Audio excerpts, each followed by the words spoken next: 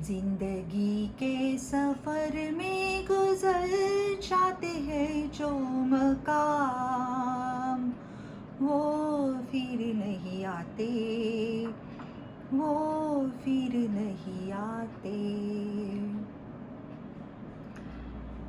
आपकी कसम इस फिल्म का ये गाना है। राजेश खन्ना और मुमताज़ के ऊपर ये फिल्माया गया है। इस फिल्म में दिग्दर्शक ने ये हमें बताना चाहा है कि रिश्तों में विश्वास का होना बहुत ज़रूरी है। तो अभी रिश्ते दो प्रकार के होते हैं, एक व्यक्तिगत या निजी रिश्ते और दूसरे व्यावसायिक रिश्ते। व्यक्तिगत रिश्तों में जैसे हमारे रिश्तेदार आते हैं, हमारे पड़ोसी आते हैं, हमारे सहकर्मी आते हैं, हमारे मित्र परिवार के लोग जो आते हैं, ये व्यक्तिगत रिश्तों में आते हैं। और व्यावसायिक रिश्तों में दो तरह के लोग होते हैं। सपोज मैंने किसी से कोई वस्तु खरीदी, जैसे कि अभी गर्मियों के दिन है तो मैंने एसी खरीदा, तो उस व्यक्ति से मेरा व्यावसायिक रिश्ता हो गया क्योंकि मैंने उससे वस्तु खरीदी की। और अगर मैं टेलर के पास गई, मैंने अपने लिए कोई सूट सिलवाया, तो उससे भी मेरा व्यावसायिक रिश्ता होता है क्योंकि मैंने उसकी सेवा ली। तो अभी आपको पता चला व्यक्तिगत रिश्ता क्या है और व्यावसायिक रिश्ता क्या है। व्यावसायिक रिश्ता वो होता है जब हम कोई वस्तु खरीदते हैं या किसी से सेवा लेते हैं, तो व्यावसायिक रिश्ता होता है। तो रिश्ता चाहे व्यावसायिक हो या व्यक्तिगत हो, उसमें विश्वास का होना बहुत ज़रूरी होता है। तो अभी विश्वास भी दो तरह का होता है, एक विश्वास और दूसरा दृढ़ विश्वास। विश्वास बहुत सारे रिश्तों में हो सकता है ना। अगर निजी रिश्तों का उदाहरण लिया जा सकता है तो बहुत सारे लोगों के ऊपर हम लोग विश्वास करते हैं, जैसे पड़ोसियों पे करते हैं, सहकर्मियों के ऊपर करते हैं, दोस्त के ऊपर करते हैं, ठीक है। और अगर दृढ़ विश्वास की बात की जाए तो बहुत चुनिंदा लोगों के ऊपर हम दृढ़ विश्वास रखते हैं, जैसे हमारी माँ है, हमारे पति या हमारी पत्नी है, हमारे पिताजी है। अगर हम कोई भगवान को मानते हैं तो उस भगवान पे हमारा दृढ़ विश्वास होता है। सब पे हम लोग दृढ़ विश्वास नहीं कर सकते हैं, ठीक है ना। चुनिंदा लोगों के ऊपर दृढ़ विश्वास कर सकते हैं। ये हुआ व्यक्तिगत रिश्तों में। तो व्यावसायिक रिश्ते में अगर दृढ़ विश्वास का उदाहरण दिया जा सकता है तो बीमा धारक और बीमा कंपनी, चाहे वो लाइफ इंश्योरेंस कंपनी हो या जनरल इंश्योरेंस कंपनी हो, तो बीमा धारक और बीमा कंपनी पे जो विश्वास होता है वो दृढ़ विश्वास होता है। उनके ऊपर सिर्फ उनका जो रिश्ता होता है उसमें सिर्फ विश्वास नहीं, दृढ़ विश्वास होता है, ठीक है। तो अभी किसी भी रिश्ते में विश्वास एक तरफा नहीं होता है। ऐसा नहीं होता है कि ए का बी के ऊपर बहुत विश्वास है और बी का तो विश्वास ही नहीं है या थोड़ा हाई विश्वास है ना। मीन्स ए दृढ़ विश्वास करता है और बी विश्वास ही नहीं करता, ऐसा नहीं होता है। तो दृढ़ विश्वास, ये जो संकल्पना है, जो ये इंश्योरेंस का प्रिंसिपल है, वो दृढ़ विश्वास दोनों तरफ से होना चाहिए। मीन्स बीमा धारक का अपने बीमा कंपनी के ऊपर दृढ़ विश्वास होना चाहिए, वैसे ही बीमा कंपनी का भी अपने बीमा धारक पर दृढ़ विश्वास होना चाहिए। तो अभी बीमा धारक का कैसे दृढ़ विश्वास होता है अपने बीमा कंपनी पे, ये हम लोग देखेंगे, ठीक है। तो बीमा धारक का ये विश्वास होता है कि जो उसको पॉलिसी हम देते हैं, बीमा कंपनी जो उसको पॉलिसी देती है, उस पॉलिसी में बीमा की विषय वस्तु का पूर्ण विवरण हो, ताकि क्लेम जब आए तो कोई गड़बड़ ना हो। जैसे मोटर इंश्योरेंस हो तो गाड़ी का कलर कौन सा है, मॉडल क्या है, ईयर ऑफ मैन्युफैक्चरिंग क्या है, इंजन नंबर, चैसिस नंबर इत्यादि इत्यादि। तो पॉलिसी में बीमा के विषय वस्तु का पूरा विवरण हो, उसको जो प्रीमियम लगाया, चार्ज किया है या लगाया गया है, वो सही तरीके से कैलकुलेट किया गया हो। वैसे ही बीमा में क्या कवर होता है, अगर हेल्थ इंश्योरेंस हो तो 24 आवर्स हॉस्पिटलाइजेशन उसमें कवर होता है। उसी तरह उसमें क्या नहीं कवर होता है, मीन्स पॉलिसी में जैसे क्या कवर होता है वैसे क्या नहीं कवर होता है, क्या विशिष्ट परिस्थितियों में कवर होता है। अगर हेल्थ इंश्योरेंस का ही उदाहरण लिया जाए तो डेंटल सर्जरी हेल्थ इंश्योरेंस में सपोज कवर नहीं है। अभी हर कंपनी का प्रोडक्ट अलग हो सकता है, तो मैं उदाहरणवश देती हूँ कि डेंटल सर्जरी अगर किसी पॉलिसी में कवर ही नहीं है, ठीक है, लेकिन किस विशिष्ट परिस्थितियों में कवर हो जाती है। अगर एक्सीडेंट की वजह से कुछ यहाँ नुकसान हो गया है और उसकी वजह से अगर डेंटल सर्जरी करवानी पड़ी तो वो पॉलिसी में कवर है। वैसे ही नॉर्मली कैटरैक्ट अगर 2 साल तक कवर नहीं है, वेटिंग पीरियड है, कुछ जो बीमारियाँ ऐसी होती है जिसको वेटिंग पीरियड होता है हेल्थ इंश्योरेंस में, है ना। तो कैटरैक्ट अगर 2 साल में कवर नहीं है, लेकिन विशिष्ट परिस्थिति क्या है कि वो वेटिंग पीरियड जब ख़त्म हो जाता है तो कैटरैक्ट कवर हो जाता है, ठीक है। तो और एक उसका दृढ़ विश्वास ऐसा होता है कि पॉलिसी में जो भी जैसे विषय वस्तु के बारे में बताया है, कवर के बारे में बताया है, एक्सक्लूजन्स मीन्स क्या, कवर मीन्स क्या, उसमें क्या बीमा सुरक्षा दी जा रही है उसके बारे में बताया है। एक्सक्लूजन्स मीन्स क्या क्या उसमें अपवाद है कवर में, उसके बारे में बताया जाता है। वैसे ही सब नियम और शर्तें, पॉलिसी की जो भी नियम है, जो भी शर्तें हैं, उसके बारे में भी बताया जाना चाहिए। ये उसका दृढ़ विश्वास है कि पॉलिसी में जो भी नियम और शर्तें हैं उसके बारे में ही बताया गया है। जैसे अगर क्लेम आता है तो उसको तुरंत इंश्योरेंस कंपनी को इन्फॉर्म करना है, या कोई सर्वेयर का उसमें कॉन्टैक्ट नंबर दिया है, एजेंट का कॉन्टैक्ट नंबर दिया है, उसको तुरंत उसको इन्फॉर्म करना चाहिए। तो ये सब उसका विश्वास रहता है कि बीमा पॉलिसी में सब अच्छी तरह से, दृढ़ विश्वास रहता है कि बीमा पॉलिसी में ये सब अच्छी तरह से बताया गया है, ताकि जब क्लेम आ जाए तो बीमा कंपनी कुछ भी उलझलाल मीन्स ऐसे कुछ भी वजह देते हुए वो क्लेम को नकार नहीं सकती है। इसका वो विश्वास रखता है कि मेरी पॉलिसी की जो कंपनी है वो मेरे साथ पूरा ट्रांसपेरेंसी से व्यवहार कर रही है। मुझे उस पर दृढ़ विश्वास है कि वो कुछ भी उलझलाल चीज़ों कारण देके पॉलिसी में जो बताया नहीं है, ऐसा कुछ भी नहीं है, जो भी है ट्रांसपेरेंसी के साथ बताया है। और एक दृढ़ विश्वास उसको ये भी रहता है कि मेरी बीमा कंपनी है वो मेरे पूरे पॉलिसी करेंसी में अपनी सांपत्तिक स्थिति, जिसको इंश्योरेंस में सॉल्वेंसी मार्जिन कहते हैं, तो अपनी सांपत्तिक स्थिति इस तरह से बना के रखेगी ताकि जब मेरा क्लेम आएगा तो उसकी वो सांपत्तिक स्थिति होगी कि वो क्लेम का दावा का निपटान कर सके, क्लेम पे कर सकती है। ये रहा बीमा धारक का बीमा कंपनी के ऊपर दृढ़ विश्वास। अभी बीमा कंपनी का भी अपने बीमा धारक पे दृढ़ विश्वास होता है। अगर प्रपोजल फॉर्म इस इंसेप्शन ऑफ द पॉलिसी, जैसे हम लोग जब पॉलिसी की शुरुआत होती है तो प्रपोजल फॉर्म भर के लेते हैं ना, तो बीमा कंपनी का बीमा धारक पे कैसे दृढ़ विश्वास होता है। तो प्रपोजल फॉर्म पे जो इंफॉर्मेशन दी जाती है उसके बारे में अभी हम बात करेंगे। अगर उदाहरण पे हेल्थ इंश्योरेंस लेते हैं तो बीमा कंपनी को तो बीमा धारक के बारे में कुछ भी पता नहीं रहता है ना, कि उसका एज क्या है, उसका वेट क्या है, उसकी हाइट क्या है, उसको दारू या सिगरेट जैसी कोई लत है क्या, उसको कोई अनुवंशिक बीमारी है क्या, आज के तारीख में जब वो इंश्योरेंस पॉलिसी ले रहा है उसको आज के तारीख में कुछ बीमारी है क्या, पॉलिसी लेने से कुछ समय पहले 1 महीने 2 महीने 3 महीने 4 महीने या ऐसा ही कुछ रिसेंटली वो किसी कारणवश हॉस्पिटलाइज हुआ है क्या। ये किसी भी व्यक्ति से रिलेटेड बहुत ही निजी जानकारी है जिसको बीमा कंपनी को क्या किसी को भी मालूम होना, हम लोग ऐसे नहीं सोच सकते कि मालूम हो सकता है, क्योंकि वो व्यक्ति की निजी इन्फॉर्मेशन है ना। तो बीमा कंपनी विश्वास करती है कि बीमा लेते वक्त जो प्रपोजल फॉर्म है उसमें ये सब क्वेश्चंस रहते हैं, चाहे वो जीवन बीमा हो या हेल्थ इंश्योरेंस हो, है ना, या तो पर्सनल एक्सीडेंट हो पॉलिसी हो, क्योंकि इसमें वो सब लिखा, ये सब इससे रिलेटेड क्वेश्चंस रहते हैं।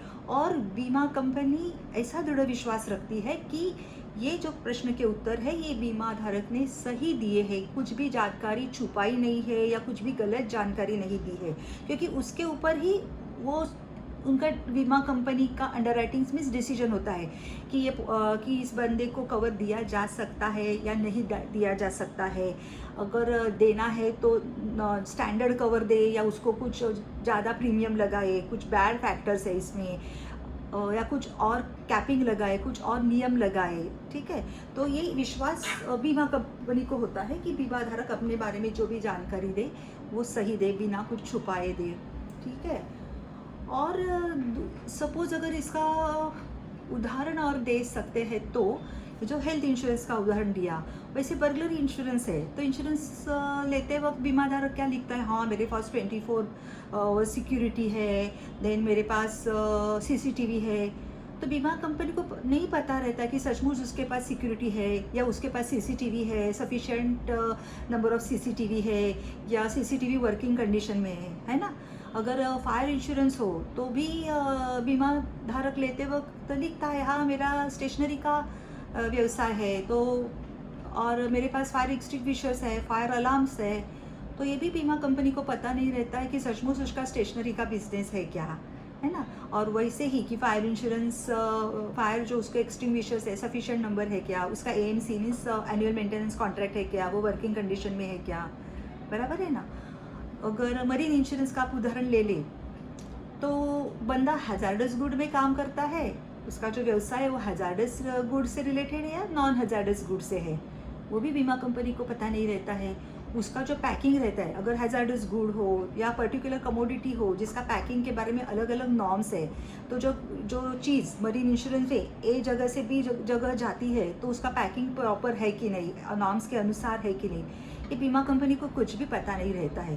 बीमा कंपनी आपने प्रपोजल फॉर्म में, बीमा धारक ने प्रपोजल फॉर्म में जो भी इंफॉर्मेशन दी है उसके ऊपर दृढ़ विश्वास करती है कि ये सही जानकारी है, इसमें कुछ भी छुपाया नहीं दिया गया है, कुछ भी गलत तरह से इंफॉर्मेशन को प्रेजेंट नहीं किया गया है, और अकॉर्डिंगली वो आपको बीमा पॉलिसी देती है। अभी ये भी एक प्रावधान है कि बीमा पॉलिसी, अगर वो बीमा कंपनी अगर वो हेल्थ इंश्योरेंस है या पर्सनल एक्सीडेंट इंश्योरेंस है या जीवन बीमा है, तो वो हेल्थ चेकअप करवा सकती है ना। तो बंदे का जो नॉर्मल ब्लड चेकअप रहता है, वो स्ट्रेस डिटेक्टर पे वो जो चेक रहता है कोलेस्ट्रॉल के लिए वगैरह, तो वो करवा सकती है। अगर प्रॉपर्टी इंश्योरेंस की बात की जाए तो रिस्क इंस्पेक्शन होता है सर्वेयर से, प्री एक्सेप्टेंस, रिस्क लेने से पहले रिस्क इंस्पेक्शन हो सकता है। सर्वेयर प्रॉपर्टी पे जाता है, सब देखता है कि जो बराबर है ना, जो इन्फॉर्मेशन दी है बराबर दी है ना, बाबा फायर एक्सटिंग्विशर है ना, सफिशिएंट नंबर है ना, एएमसी है ना, बंदे के पास अगर वो बोलता है इतना लीटर्स ऑफ वाटर वो स्टोर करता है तो है, फायर अलार्म है, फायर ब्रिगेड से अगर वो बोलता है इतना डिस्टेंस है तो है, फ्लड प्रोन एरिया है क्या, उसका जो प्रॉपर्टी है उसका हाइट कितनी ऊपर है, ताकि अगर फ्लड आता है तो पानी अंदर जाके कितना नुकसान हो सकता है, इतनी सारी जानकारी वो इंस्पेक्शन से जुटा सकते हैं। लेकिन इतने करोड़ों लैक्स ऑफ प्रपोजल्स आते हैं कि बीमा कंपनी को ये पॉसिबल नहीं है कि हर एक चीज़ को जाके वो इंस्पेक्शन करे प्रॉपर्टी का, या हर एक बंदे से उसका हेल्थ चेकअप रिपोर्ट ले ले। इसके लिए बहुत कम परसेंटेज में, जहाँ रिस्क फैक्टर हाई होता है या डिक्लाइन रिस्क होते हैं, वहीं पे ये रिस्क इंस्पेक्शन होता है या हेल्थ चेकअप रिपोर्ट मांगा जाता है। अदरवाइज 99% बीमा कंपनी यही दृढ़ विश्वास पे चलती है कि प्रपोजल फॉर्म में जो भी इंफॉर्मेशन है दी हुई है बीमा धारक ने वो सही है और पूर्ण जानकारी दी गई है, बिल्कुल कुछ छुपाया नहीं गया है। दूसरा एक उसमें है कि ये हो गया पॉलिसी से रिलेटेड, मीन्स पॉलिसी लेते वक्त क्या अटमोस्ट गुड फेथ बीमा कंपनी दिखाती है, बराबर है ना।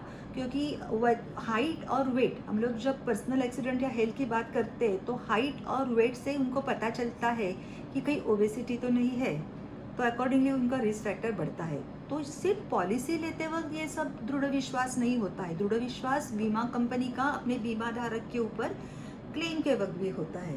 क्लेम के वक्त उनका ऐसा दृढ़ विश्वास होता है कि जब भी क्लेम हो, हाँ, तो क्लेम से रिलेटेड जो भी नियम है पॉलिसी में बताए हुए कि तुरंत बीमा कंपनी को बताना है वगैरह, ये सब नियमों का वो पालन करे, ताकि बीमा कंपनी तुरंत सर्वेयर अपॉइंट कर सके और जो भी नुकसान हुआ है उसकी अच्छी तरह से जांच कर सके, क्योंकि कुछ समय के बाद ये पॉसिबल नहीं होता है, ठीक है। तो बीमा कंपनी का बीमा धारक पे ये दृढ़ विश्वास होता है कि क्लेम के समय भी वो अपना सहयोग दे, जो भी अगर कोई सर्वेयर जाता है अटी और नियम और शर्तों का तो पालन करे ही, ठीक है। लेकिन अगर कोई इंश्योरेंस कंपनी से कोई सर्वेयर जाता है या इंश्योरेंस कंपनी का कोई दूसरा रिप्रेजेंटेटिव जाता है तो उसको भी वो सहयोग करे, हाँ, बीमा का जो लॉस असेसमेंट में उसको सहयोग करे, या बीमा की जो राशि है, क्लेम की जो राशि है वो बढ़ा चढ़ा कर न बताए, ठीक है। और या जो क्लेम पॉलिसी के दायरे में नहीं होता है उसको भी वो किसी तरह पॉलिसी के दायरे में कैसे आ गए ऐसी झूठी जानकारी दे, या उसका जो राशि है वो बढ़ा चढ़ा कर दे। और क्लेम से रिलेटेड ये तो है ही। दूसरा कि बीमा बीमा कंपनी को ये दृढ़ विश्वास होता है कि क्लेम के वक्त बंदा एज अ प्रूडेंट पर्सन काम करे। प्रूडेंट पर्सन मीन्स विवेकशील जो इंसान होता है उसकी तरह काम करे। सपोज फायर इंश्योरेंस है तो कुछ आग लग गई या कुछ बाढ़ आ गई है ना, और क्लेम की स्थिति निर्माण हो गई, तो बंदा अपने हाथ पे हाथ धरे आराम से बैठा है, चलो इंश्योरेंस कंपनी क्लेम दे देगी, वैसे भी तो मेरी पॉलिसी है ही। ऐसा नहीं करे वो ये हर प्रयास करे कि क्लेम में कम से कम नुकसान हो, है ना। तो जैसा कुछ अगर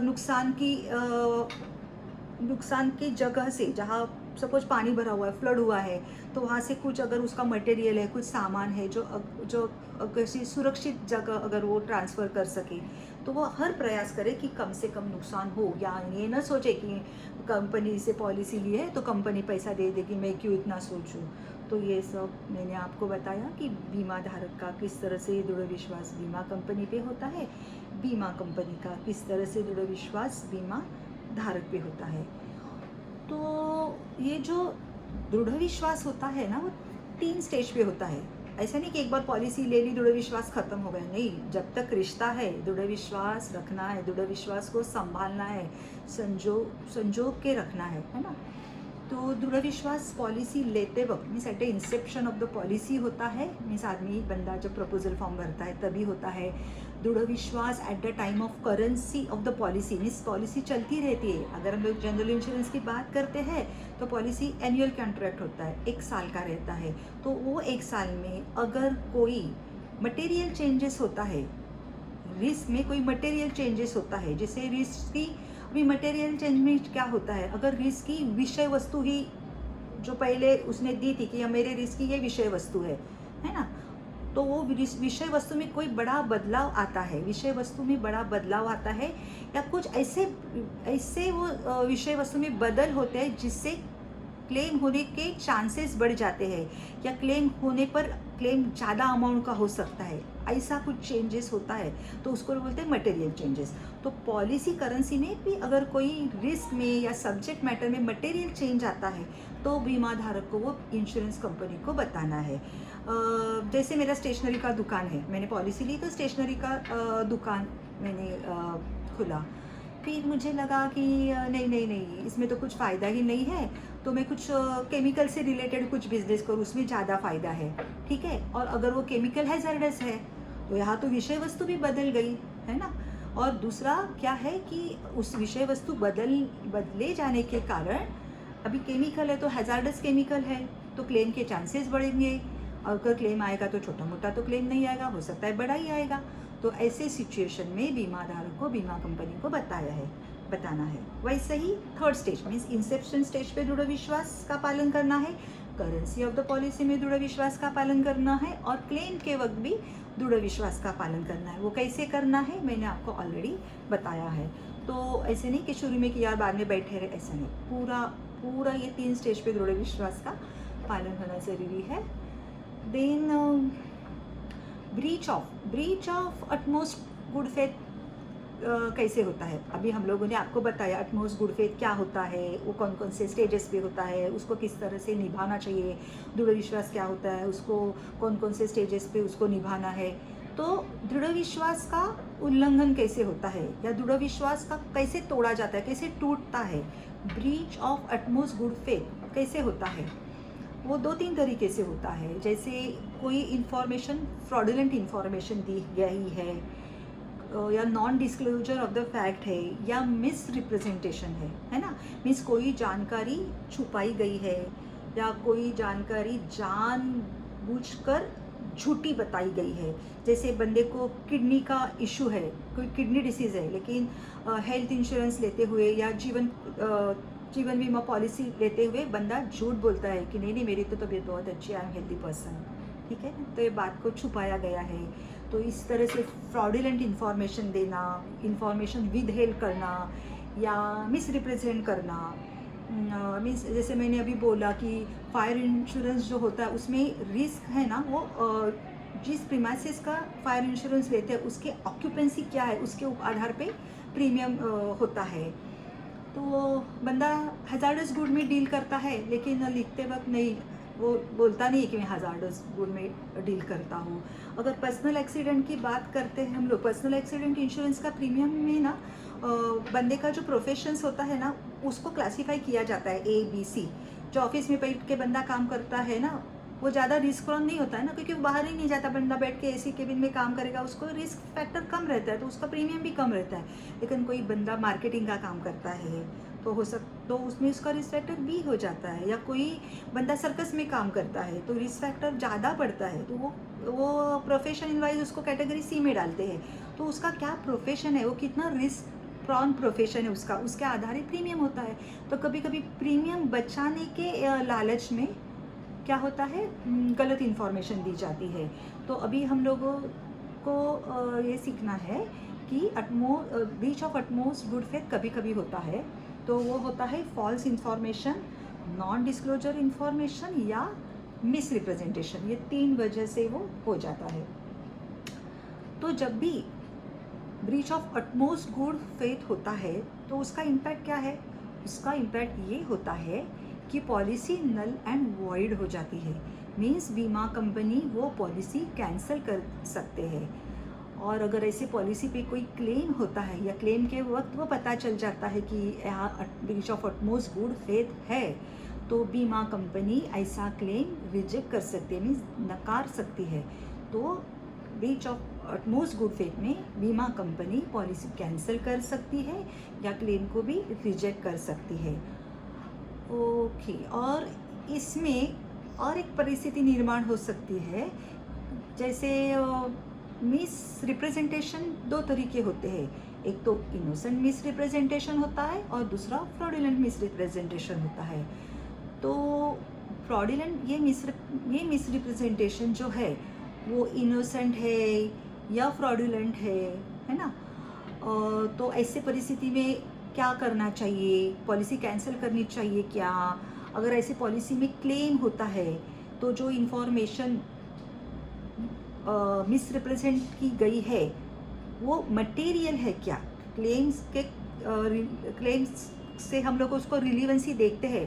तो ये जो मिस रिप्रेजेंटेशन है ना, कोई बंदा बोलता है it was innocent miss representation, it was not fraudulent miss representation, तो वो मटेरियल है क्या है क्लेम के साथ? वो इन्फॉर्मेशन मीन्स वो इन्फॉर्मेशन ऐसी है कि वो छुपाने की वजह से इंश्योरेंस कंपनी वो प्रॉपर तरीके से रिस्क अंडरराइट नहीं कर पाई। अगर वो इन्फॉर्मेशन पॉलिसी लेते वक्त ही बंदा बताता था तो पता चलती थी ना, अरे ये है क्या, तो हम लोग पॉलिसी नहीं लेंगे, या तो प्रीमियम ज़्यादा चार्ज करेंगे, लोडिंग करेंगे, या कुछ कैपिंग लगाएंगे, कुछ शर्तें लगाएंगे, या जो फैक्टर छुपाया गया है उसी के वजह से क्लेम हुआ है।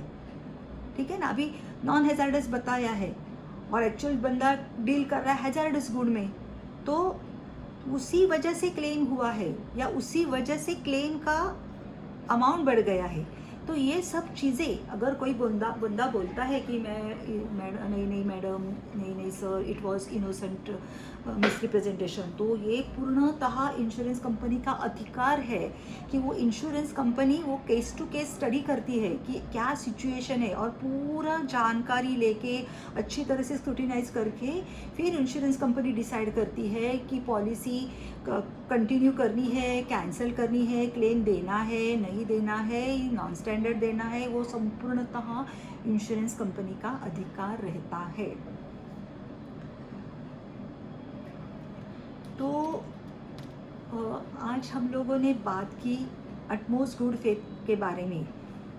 अटमोस्ट गुड फेथ एक इंश्योरेंस प्रिंसिपल है। इंश्योरेंस कंपनी 4 प्रिंसिपल पे काम करती है। वो क्या है? Utmost good faith, insurable interest, indemnity and subrogation and contribution. तो उसमें से जो पहला प्रिंसिपल ऑफ इंश्योरेंस है अटमोस्ट गुड फेथ, उसके बारे में मैंने आपको जानकारी दी है। और ये चैनल एक्चुअली जो इंश्योरेंस क्षेत्र में काम करते हैं, चाहे वो ब्रोकर हो, चाहे वो एजेंट हो या इंश्योरेंस कंपनी के कर्मचारी हो, उनको तो ये सब चीज़ें पता ही है। लेकिन जो जनरल पब्लिक है उनके बीच में इंश्योरेंस अवेयरनेस क्रिएट करना ये वीडियो का पर्पस है। इसके लिए ये जानकारी काफ़ी तकनीकी होते हुए भी उनको अच्छी तरह से समझ में आए, इसके लिए उसको थोड़ा एंटरटेनिंग वे में उसको प्रस्तुत किया गया है। तो जैसे जैसे हम लोग आगे वीडियो बनाएंगे, आगे के 3 इंश्योरेंस प्रीमियम के बारे में भी मैं आपको बताऊंगी। और जाते जाते इतना कहती हूँ कि चाहे वो प्रपोजल फॉर्म हो या वो क्लेम फॉर्म हो, it should be fill up truly and correctly. Thank you.